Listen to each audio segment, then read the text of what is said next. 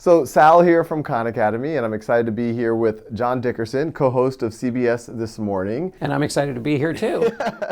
And some of y'all might be wondering, what are we doing together? And we are going to be talking about civics and government and American history, and you're going to see a series of videos on Khan Academy tapping into John's expertise. You know, when I cover the news every single day, one of the first things I do is I go back and look at our amazing American history for two reasons. One, what has the standard been in the past? How have people behaved in the past? So we know whether what's happening now is new, crazy, interesting, in keeping with the American experience.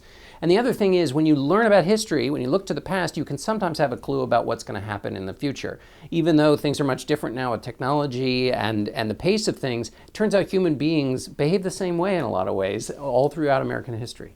So this is going to be a very exciting, as you could tell, series of videos that some of them are going to be John and myself, and some of them are going to be John, giving us kind of connecting what you learn in school to what's happening in the world around us.